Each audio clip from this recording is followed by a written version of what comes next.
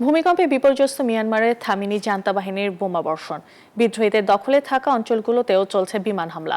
এই হামলাকে জঘন্য এবং অগ্রহণযোগ্য বলে আখ্যা দিয়েছে জাতিসংঘ। সেই সঙ্গে অবিলম্বে জান্তা সরকারকে সব ধরনের সামরিক অভিযান বন্ধের আহ্বান জানিয়েছে সংস্থাটি।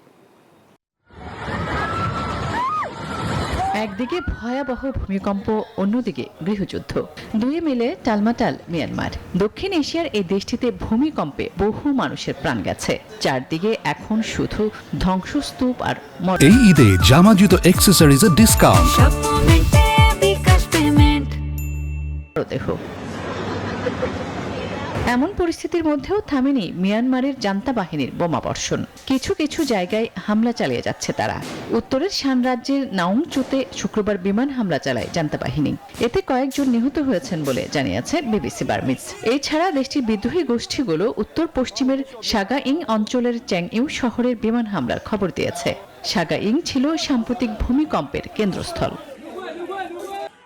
এদিকে এই ঘটনাকে জঘন্য এবং অগ্রহণযোগ্য আখ্যা দিয়ে এর নিন্দা জানিয়েছে জাতিসংঘ। সেই সঙ্গে অবিলম্বে জান্তা সরকারকে সব ধরনের সামরিক অভিযান বন্ধের আহ্বান জানিয়েছে সংস্থাটি। আসমাতুলি, নিউজ 24।